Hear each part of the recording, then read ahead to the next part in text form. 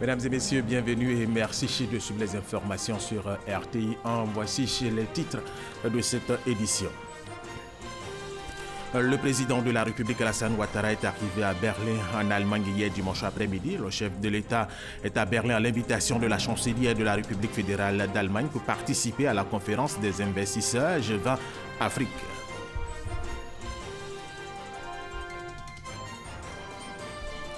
Le ministère de la Femme, de la Famille et de l'Enfant a signé une convention avec une fondation de la place au profit des institutions de formation et d'éducation de la femme IFEF, un partenariat fructueux qui permettra aux femmes de ces institutions de recevoir du matériel informatique pour mieux entreprendre.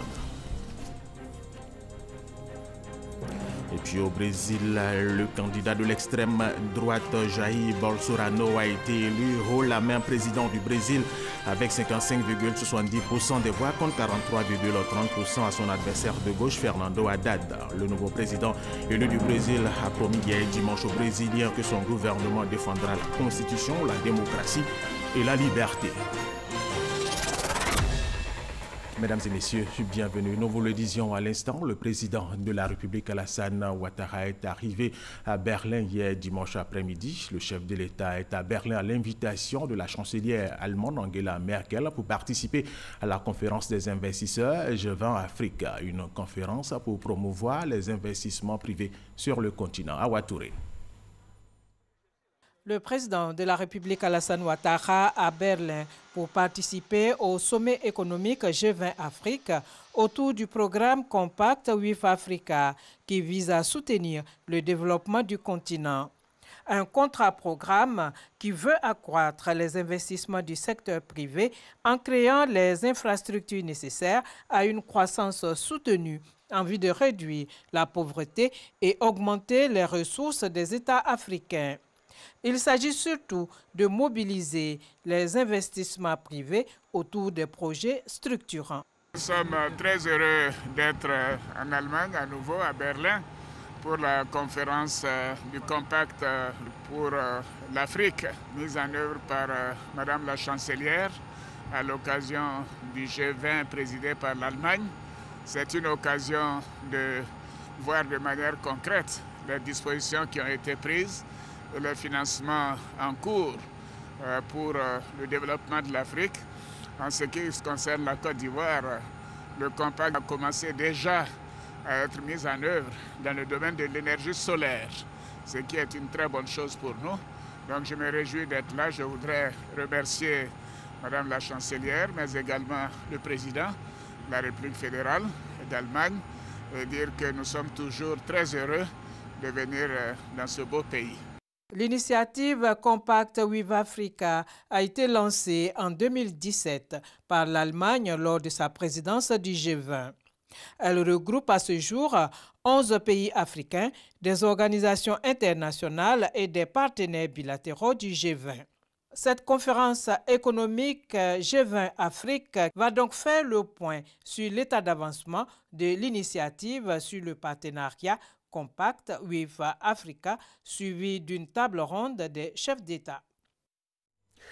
Autre information dans cette édition, la gouverneure générale du Canada, Julie Payette, a achevé sa visite d'amitié et de travail de 72 heures en Côte d'Ivoire hier dimanche. Elle s'est envolée pour le Nigeria, troisième étape de sa tournée africaine entamée au Burkina Faso le 24 octobre dernier. Rappelons que le séjour de Julie Payette à Abidjan avait pour objectif le renforcement des relations d'amitié et de coopération entre le Canada et la Côte d'Ivoire.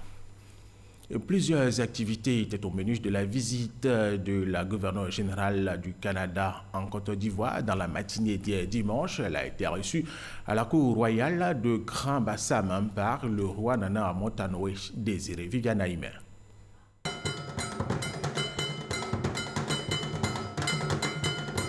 C'est dans la pure tradition de la cour royale d'Enzima Kotoko de Grand Bassam que s'est déroulée la visite de la gouverneure générale du Canada, la très honorable Julie Payette, au roi Nana Amo Tanoé. Accueillie au son du tam-tam parleur et des grelots, elle était accompagnée par le vice-président Daniel Kablan-Duncan, par ailleurs fils de Grand Bassam. La cour royale de Grand Bassam s'est sentie grandement honorée par cette visite de la gouverneure générale du Canada.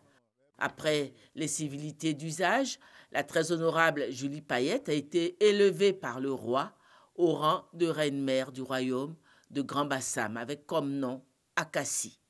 Elle a aussi eu droit à une présentation expliquée de l'Abissa, qui est l'événement central du patrimoine culturel ancestral d'Enzima Kotoko. En retour, et comme pour souligner l'attachement du peuple canadien à ses valeurs culturelles ancestrales, malgré son haut niveau de développement, la gouverneure générale du Canada a offert, au nom de son pays, au roi Nana Amon Tanoé, un objet symbole de la tradition ancestrale du Canada. De garder les traditions, les coutumes, les valeurs, la culture, la langue, qui date de plusieurs millénaires, est absolument essentiel en ce monde où tout va tellement vite. Car cela nous garde et cela nous donne un équilibre et nous permet de savoir qui nous sommes et qui nous voulons devenir. Votre Majesté, j'apporte les salutations de la délégation canadienne qui est avec moi, ainsi que celle du peuple canadien. J'apporte aussi notre gratitude et nos remerciements pour nous avoir accueillis avec autant de chaleur, cette chaleur ivoirienne qui est sans pareil. Et nous apportons, en témoignage de notre amitié et de nos remerciements, un bâton de parole. Culture autochtone, ce bâton de parole est utilisé par la personne qui veut parler. Et dans ces sociétés très collégiales où chacun peut s'exprimer, ce bâton donne la parole à quelqu'un et les autres doivent écouter. Et je crois que ça pourrait servir peut-être, même dans vos délibérations, dans vos discussions et dans vos conversations. Invitée par la suite à signer le livre d'or de la Cour royale, la très honorable Julie Payette a inscrit ces mots « réconciliation et entente cordiale ». Des mots lourds de sens qui se veulent un appel du cœur de la part du Canada au peuple ivoirien. Viviane Aimé Diarakoroni, de 30e roi de Bouna, c'était à jamais. Le chef de l'État a dépêché une forte délégation composée du vice-président, du premier ministre et de membres du gouvernement pour apporter la compassion du gouvernement au royaume de Bouna. Abiba Dambélé Saoué. Les obsèques de Sa Majesté Diarakoroni, de 30e roi du Bunkani, ont lieu depuis samedi. Les condoléances se poursuivent encore ce dimanche, qui a vu la participation du vice-président Daniel Kablan-Duncan et du premier ministre Amadou Bon Coulibaly, venus apporter le soutien et la compassion du président Alassane Ouattara et du gouvernement. Le président de la République qui nous a envoyé, vous voyez, avec le premier ministre. Le ministre des Affaires présidentielles était déjà arrivé ici. Il a souhaité qu'on puisse le représenter à ces cérémonies-là qui sont vraiment importantes. Il a demandé à l'ensemble des membres du gouvernement ici présents d'être avec la population de Bukarani, leur exprimer à la fois la suite des condoléances en ce qui concerne donc le roi qui s'est couché, et aussi être avec vous là pour la cérémonie qui va avoir lieu tout à l'heure pour le nouveau roi, et dire que cette région lui tient beaucoup à cœur et que réellement ça doit être un élément, un pôle de développement. Une forte délégation des rois et chefs traditionnels, conduite par la Chambre des rois et chefs traditionnels de Côte d'Ivoire, est présente à Bouna. Parmi ces têtes couronnées, le roi d'Hébron, les chefs de canton de Gagnoa, les rois du Sangui, les rois de Bonoa et d'Adiaké. Les peuples alliés des Koulango ont également marqué leur présence avec des chants et des danses pour rendre hommage au roi Diarakoroni II qui laisse son peuple dans la tristesse et le désarroi. Pour rappel, sachez que Sa Majesté Diarakoroni II a été intronisé le 8 novembre 2009. Et cette information, un nouveau roi a été investi à la tête du royaume de Bouna. Son nom de règne, Tandiakere Dougou, qui signifie le fer qui est l'eau. C'est le petit frère du défunt roi Diarakoroni II. Abidjan a été pendant quelques jours la capitale des journées nationales du commerce équitable. Il s'agissait pour les organisateurs de la première édition de ces journées de favoriser des échanges commerciaux équilibrés et profitables à toutes les parties prenantes, et notamment les producteurs rendus vulnérables par la non-maîtrise des circuits internationaux. Lanciné Bakayoko. Ces journées nationales du commerce équitable visent à créer une plateforme d'échange entre l'ensemble des acteurs impliqués dans la chaîne des valeurs agricoles en l'occurrence les petits producteurs. Il s'agit de privilégier un commerce solidairement économique, écologiquement tolérable et socialement équitable. Assurer une rémunération du travail des producteurs et artisans les plus défavorisés, les permettant de satisfaire leurs besoins élémentaires. 15 années après l'avènement de la notion de commerce équitable, le bilan est plutôt encourageant pour la Côte d'Ivoire. D'une seule organisation en 2004, on dénombre aujourd'hui environ 200 organisations certifiées commerce équitable. Les volumes de cacao vendus aux conditions du commerce équitable sont passés de 25 tonnes en 2004 à plus de 80 000 tonnes en 2016. D'autres filières certifiées équitables comme l'anacarde, la mangue, le miel ou encore l'artisanat connaissent aussi une bonne dynamique de croissance. Une croissance en phase avec la politique agricole de la Côte d'Ivoire, élaborée autour du programme national d'investissement agricole PENIA. Je ne doute pas un seul instant que ces journées du commerce équitable deviendront très vite un rendez-vous de référence en matière d'information agroalimentaire en Afrique et dans le monde, contribuant ainsi au rayonnement de nos braves producteurs.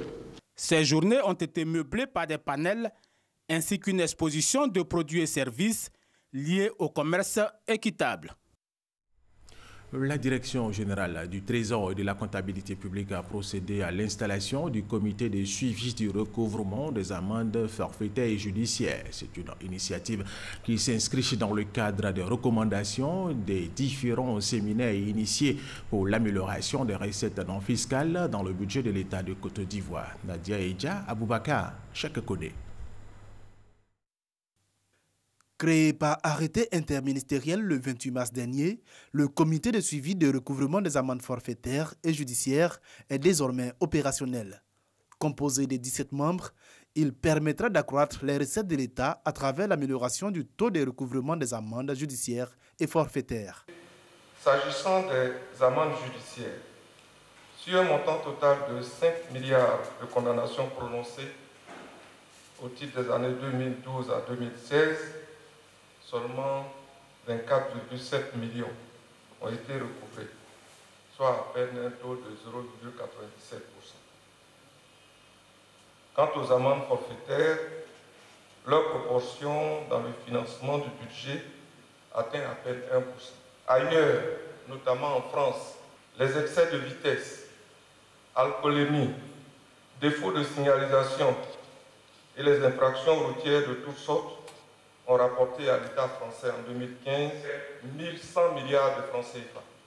Le représentant du ministre de la Justice et des Droits de l'Homme a exhorté le comité à s'investir dans sa mission dont les retombées seront bénéfiques à l'État. Je voudrais vous exhorter à redoubler d'ardeur pour que le recouvrement soit effectif. Pour nous, ministère de la Justice, il y a un degré particulier, c'est permettre l'effectivité de l'exécution des sanctions pénales prononcées. Donc il n'y a pas de raison qu'une partie de la sanction qui est l'emprisonnement soit exécutée et que l'autre partie ne le soit pas. Le comité devra faire des évaluations périodiques et rendre compte des avancées ou des difficultés rencontrées dans le recouvrement de ces amendes. Des actions à même de rehausser le rendement des amendes non fiscales de moins de 2% à 10% des recettes budgétaires globales de l'État d'ici à 2020. Deuxième grand titre de cette édition, le ministère de la Femme, de la Famille et de l'Enfant a signé une convention avec une fondation de la place au profit des institutions de formation et d'éducation de la femme, IFEF, un partenariat fructueux qui permettra aux femmes de l'Institut de recevoir du matériel informatique pour mieux entreprendre. Rosemonde Kini, Adrienne Grascando. Cette signature de convention vient renforcer la collaboration entre le ministère de la Femme, de la Famille et de l'Enfant et la Fondation Orange Côte d'Ivoire. Ce partenariat s'inscrit dans le cadre du projet Maison Digitale. Il permet aux femmes des institutions de formation et d'éducation d'être autonomes. Je voudrais saluer cet acte, je dirais historique, que nous venons de poser, qui va contribuer, je pense, à l'émergence de la Côte d'Ivoire Ce projet baptisé Maison Digitale, ce qui permet aux femmes de pouvoir apprendre, leur permet d'être totalement équipées pour passer vraiment du cap d'entrepreneurs vulnérables à des entrepreneurs aguerris. Grâce aux symboles et courbes introduits dans le matériel numérique, ces femmes pourront avoir un niveau d'alphabétisation de base et des notions sur l'entrepreneuriat. Des femmes qui ne savaient pas lire ni écrire aujourd'hui peuvent écrire à travers ces différents symboles, les 10 symboles qui ont été présentés. C'est vraiment un changement très important. Dans le cadre du programme d'inclusion numérique du gouvernement, la Fondation Orange Côte d'Ivoire a offert plus de 10 tablettes digitales dans les 15 institutions de formation et d'éducation de la femme. Et ce lundi 29 octobre, c'est la journée mondiale de l'AVC. Les accidents cérébrovasculaires, longtemps considérés comme une fatalité. L'accident vasculaire cérébral AVC, souvent appelé attaque cérébrale, est une pathologie fréquente, grave à l'origine de nombreuses situations de handicap. Une prise en charge très précoce peut éviter les complications et en limiter les séquelles. Soro Coronan, RTI Boaké. Djibril Traoré, la quarantaine révolue, se déplace désormais avec une béquille.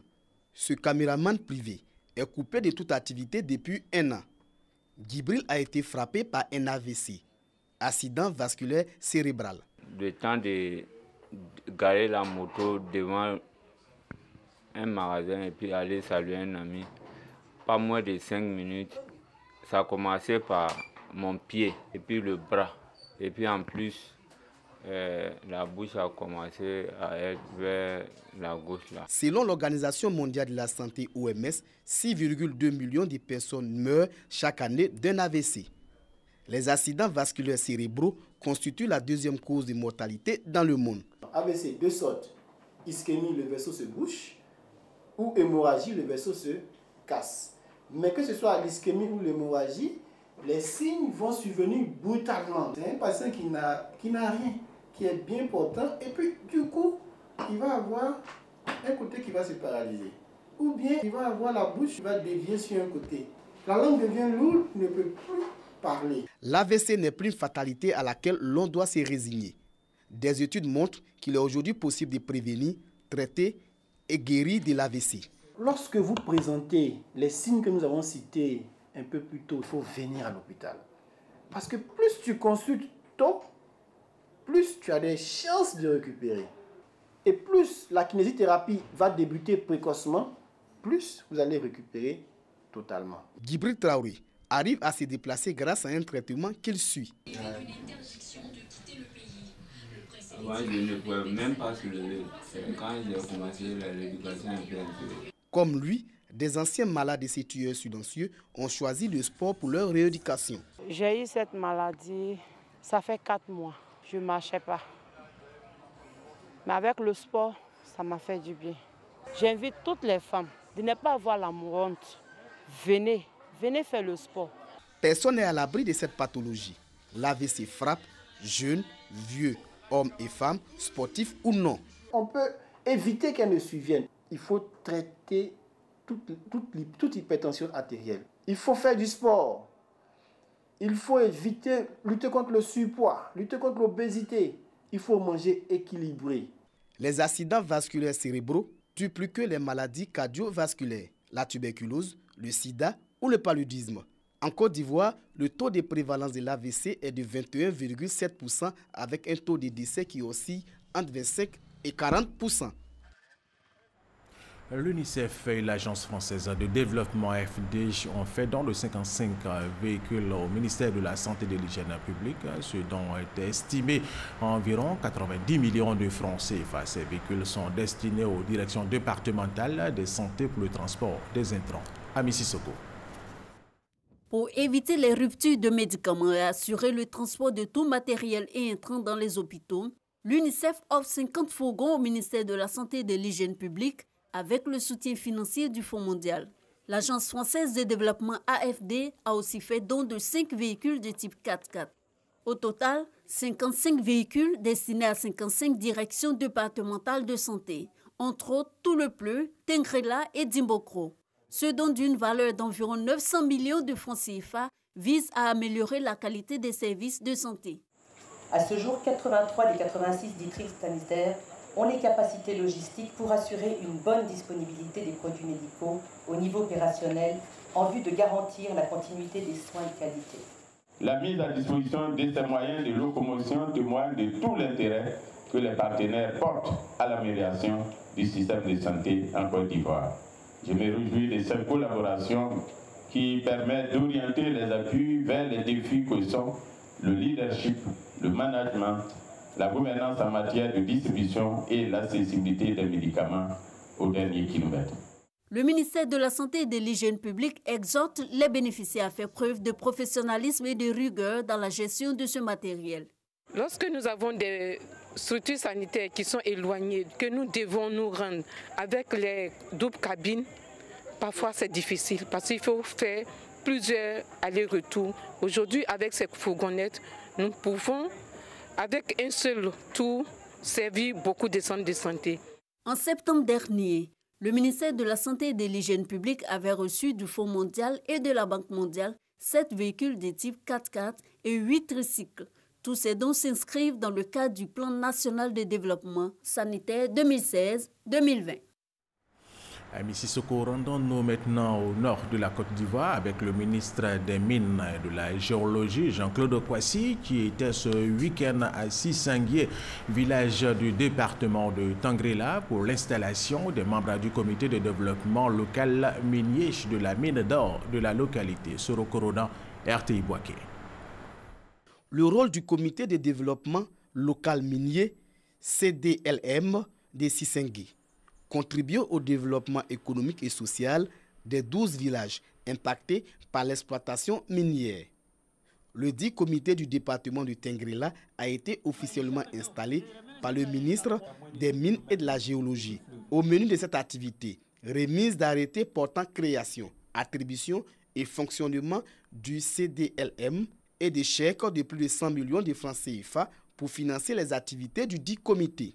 La raison d'être du CDLM est donc d'apporter aux populations privées de leurs terres pour les besoins de l'activité minière le développement local qui assure à toutes, à tous et à chacun un plus-être, un mieux-être et des conditions de vie beaucoup plus décentes. Le ministre a saisi l'occasion pour exhorter les populations à s'approprier cet instrument de développement local.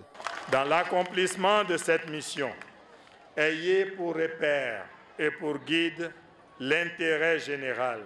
Sachez que vous pourrez toujours compter sur nos conseils et nos orientations en vue de garantir à votre mission le succès qu'elle mérite et les résultats que nous en attendons tous. Le PDG de la société Precious Mining Côte d'Ivoire, Jeff Quatermen, a quant à lui traduit sa gratitude aux populations de Sissanguié pour leur compréhension et collaboration.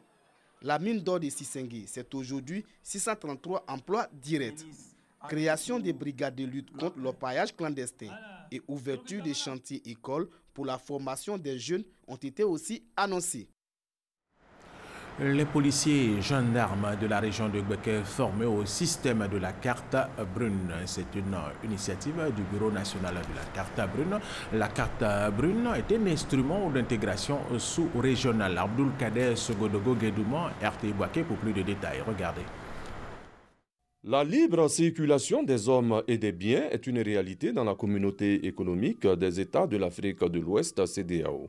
Cette libre circulation s'est formalisée au Libéria en 2017 par la signature additionnelle par les chefs d'État et de gouvernement d'un protocole concernant le Bureau national du système d'assurance de la carte brune CEDEAO. Lorsqu'un véhicule étranger qui vient en Côte d'Ivoire et cause un accident en Côte d'Ivoire, c'est le système de la carte brune qui se charge non seulement d'assister l'étranger qui a commis un accident en Côte d'Ivoire et d'indemniser les victimes qui sont issues de cet accident.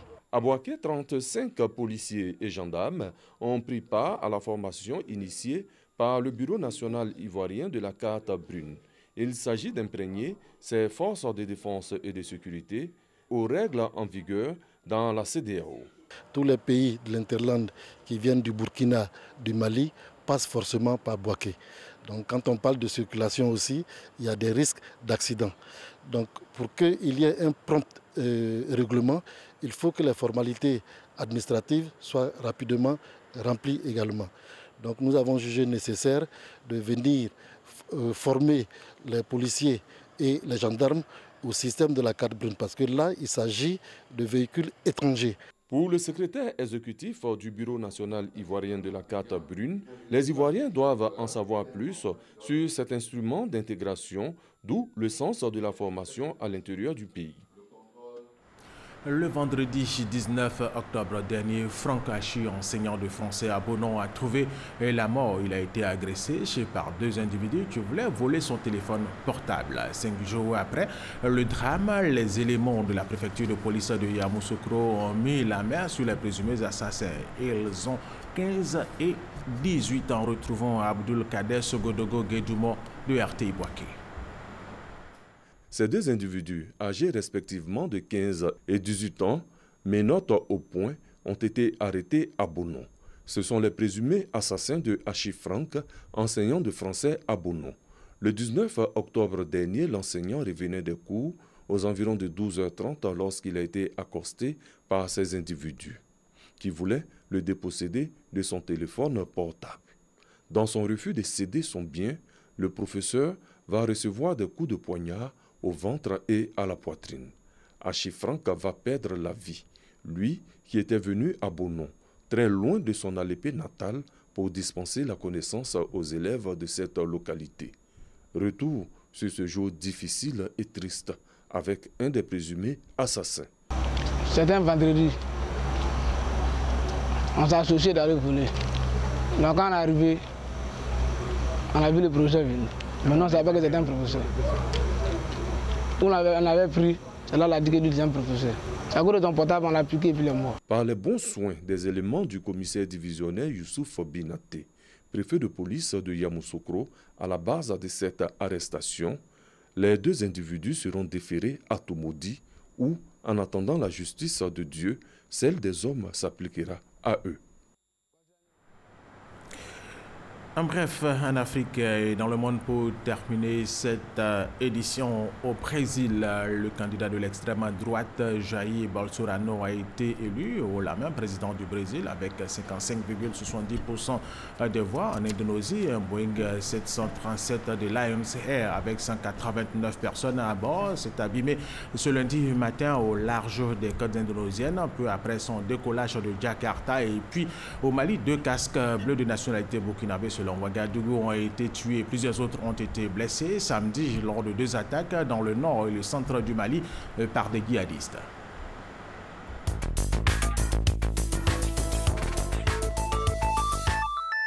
Au Mali, 2 casques bleus tués et d'autres blessés samedi dans 2 attaques contre la mission multidimensionnelle intégrée des Nations Unies pour la stabilisation au Mali, MINUSMA. Les attaques se sont déroulées dans la commune de Ber, au nord du Mali, dans la région de Tombouctou, et à Konna, dans la région de Mopti. Les assaillants ont utilisé plusieurs pick-up armés de lance-roquettes et des mitrailleuses et d'autres chargés d'explosifs, précise la MINUSMA. L'état-major burkinabé a fait savoir que les victimes des attaques sont des soldats burkinabés.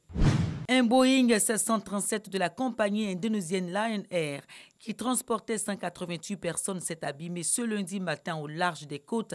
Peu après son décollage de Jakarta, le PDG de la compagnie aérienne a expliqué que l'appareil avait subi des réparations avant son départ de Pangkal Pinang. L'appareil avait demandé à revenir à l'aéroport de la capitale peu avant que le contact ne soit rompu avec le contrôle aérien vers 6h30 heure locale. Le candidat du Parti social-libéral s'est largement imposé au second tour face à Fernando Haddad. Son adversaire du Parti des travailleurs, Jair Bolsonaro, a promis aux Brésiliens que son gouvernement défendra la Constitution, la démocratie, la liberté. Dans un discours télévisé peu après l'annonce de sa victoire à la présidentielle, le président sortant Michel Temer a salué la victoire de son successeur, annonçant que la transition entre les 2 gouvernements débuterait dès ce lundi. Voilà, et c'est la fin de cette édition supervisée par Hugues Hervé Blé. Merci à la réalisation, merci aux techniciens et merci à vous de l'avoir suivi. Restez avec nous sur RTI 1.